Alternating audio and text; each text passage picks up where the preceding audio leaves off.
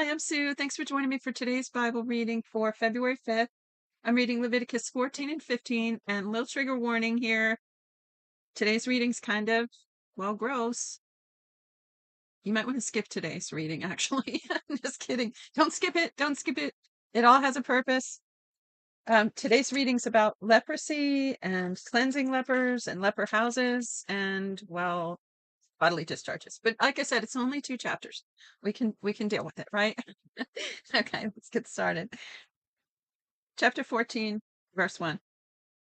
Yahweh spoke to Moses, saying, This shall be the law of the leper in the day of his cleansing. He shall be brought to the priest, and the priest shall go out of the camp. The priest shall examine him. Behold, if the plague of leprosy is healed in the leper, then the priest shall command them to take for him who is to be cleansed 2 living clean birds, cedar wood, scarlet, and hyssop.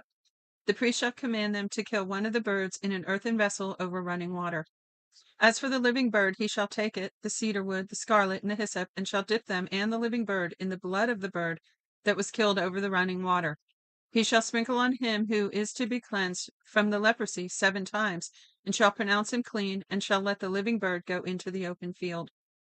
He who is to be cleansed shall wash his clothes and shave off all his hair, and bathe himself in water, and he shall be clean. After that he shall come into the camp, but shall dwell outside the tent for 7 days. It shall be on the 7th day that he shall shave all his hair off his head, and his beard, and his eyebrows. He shall shave off all his hair, he shall wash his clothes, and he shall bathe his body in water. Then he shall be clean. On the 8th day he shall take 2 male lambs without defect, 1 ewe lamb a year old without defect, 3/10 of an ephah of fine flour for a meal offering mixed with oil, and 1 log. Let me see what a log is. A log is a liquid measure of about 300 milliliters or 10 ounces. So for us, a little over a liquid cup. Verse 11. The priest who cleanses him shall set the man who is to be cleansed in those things before Yahweh at the door of the tent of the meeting. The priest shall take one of the male lambs and offer him for a trespass offering with a log of oil, and wave them for a wave offering before Yahweh. He shall kill the male lamb in the place where they kill the sin offering and the burnt offering in the place of the sanctuary. For as the sin offering is the priest, so is the trespass offering. It is most holy. The priest shall take some of the blood of the trespass offering, and the priest shall put it on the tip of the right ear of him who is to be cleansed, and on the thumb of his right hand, and on the big toe of his right foot. The priest shall take some of the log of oil and pour it into the palm of his own left hand. The priest shall dip his right finger in the oil that is in the left hand, and shall sprinkle some of the oil with his finger 7 times before Yahweh. The priest shall put some of the rest of the oil that is in the hand on the tip of the right ear of him who is to be cleansed, and on the thumb of his right hand, and on the big toe of his right foot, upon the blood of the trespass offering. The rest of the oil that is in the priest's hand he shall put on the head of him who is to be cleansed. The priest shall make atonement for him before Yahweh. The priest shall offer the sin offering and make atonement for him who is to be cleansed because of his uncleanness. Afterward he shall kill the burnt offering. Then the priest shall offer the burnt offering and the meal offering on the altar. The priest shall make atonement for him, and he shall be clean. If he is poor and can't afford much, then he shall take 1 male lamb for a trespass offering to be waved, to make atonement for him, and 1/10 of an ephah of fine flour mixed with oil for a meal offering, and a log of oil, 2 turtle doves, 2 young pigeons, such as he is able to afford, and the one shall be a sin offering, and the other a burnt offering.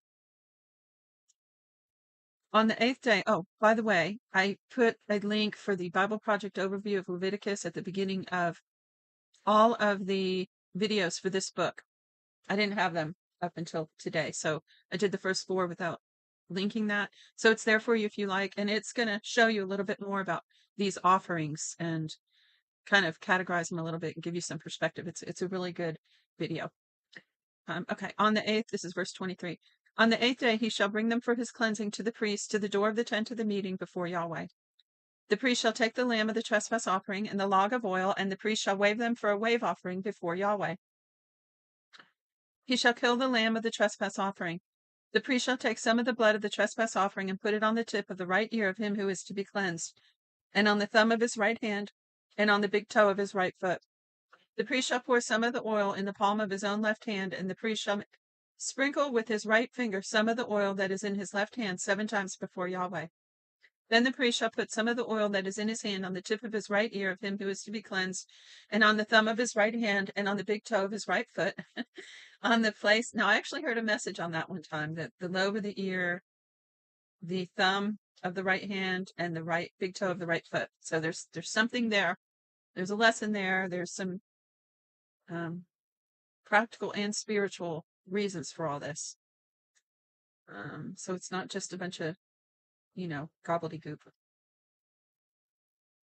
Verse 29, the rest of the oil that is in the priest's hand he shall put on the head of him who is to be cleansed, to make atonement for him before Yahweh. He shall offer one of the turtle doves or of the young pigeons, whichever he is able to afford, of the kind he is able to afford, the one for the sin offering and the other for burnt offering with the meal offering. The priest shall make atonement for him who is to be cleansed before Yahweh. This is a law for him in whom the plague of leprosy, who is not able to afford his sacrifice for cleansing. Yahweh spoke to Moses and to Aaron, saying, when you have come into the land of Canaan, which I give you for a possession, and I put a spreading mildew in a house in the land of your possession, then he who owns a house shall come and tell the priest, saying, there seems to me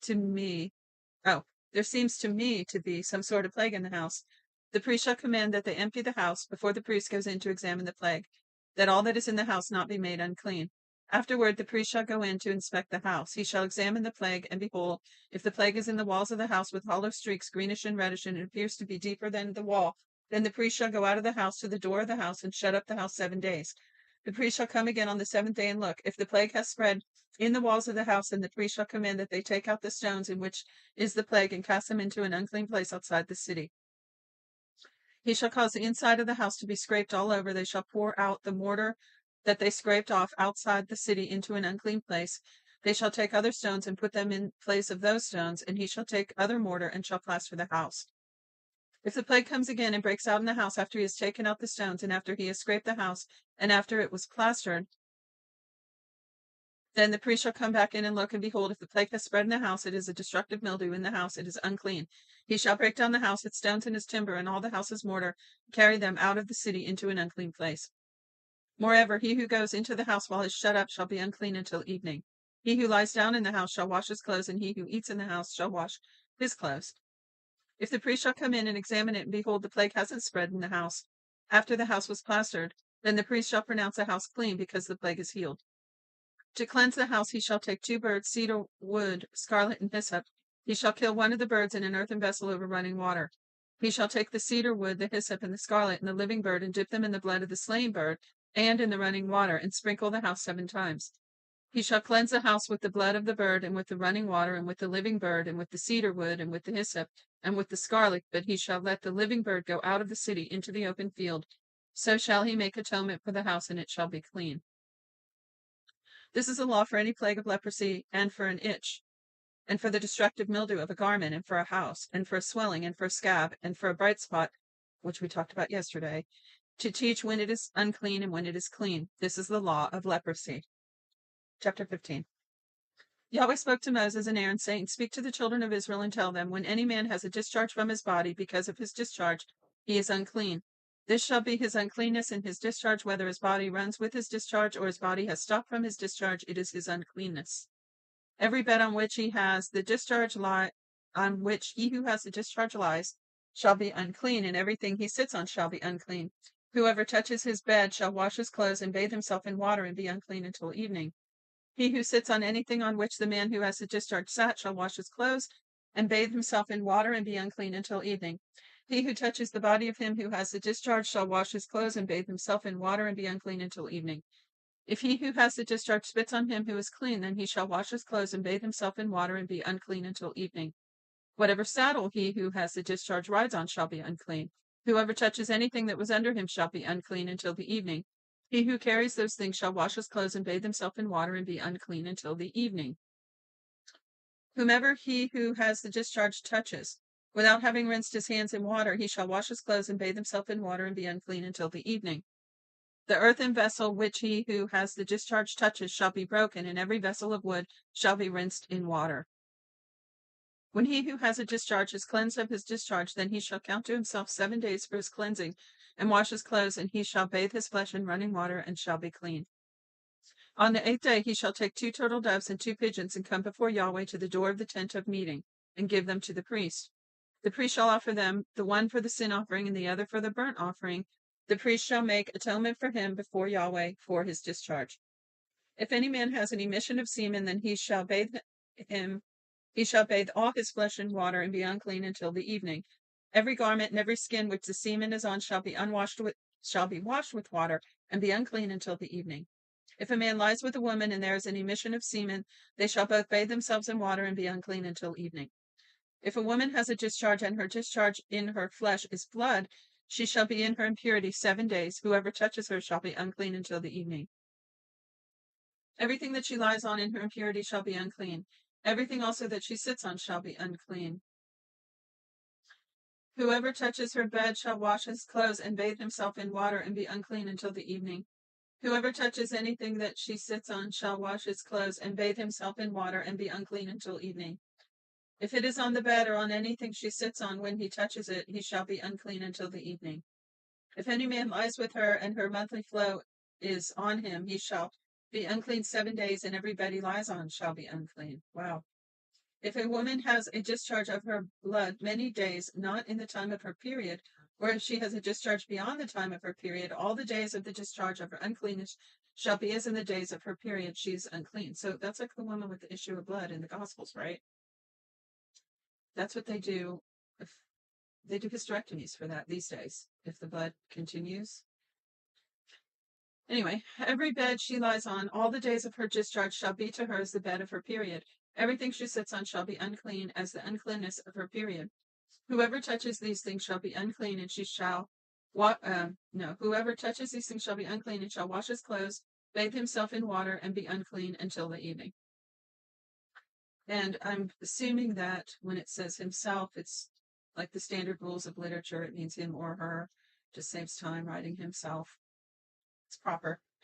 But if she is cleansed of her discharge, then she shall count to herself 7 days, and after that she shall be clean. On the 8th day she shall take 2 turtle doves and 2 young pigeons and bring them to the priest to the door of the tent of meeting. The priest shall offer the one for a sin offering and the other for a burnt offering, and the priest shall make atonement for her before Yahweh for the uncleanness of her discharge. Thus you shall separate the children of Israel from their uncleanness, so they will not die in their uncleanness when they defile my tabernacle that is among them. This is the law of him who has a discharge, and of him who has an emission of semen, so that he is unclean by it, and of her who has a period, and of a man or woman who has a discharge, and of him who lies with her who is unclean. And that is it for today's reading. That wasn't really so bad after all, was it? Tomorrow I'll be reading 16 through 18, and I'm already curious. Let me see what those are. The Day of Atonement is chapter 16. 17 is the law about eating blood, and 18 is the laws on immoral relations. So that should be interesting. Please join me then. Until next time, God bless you.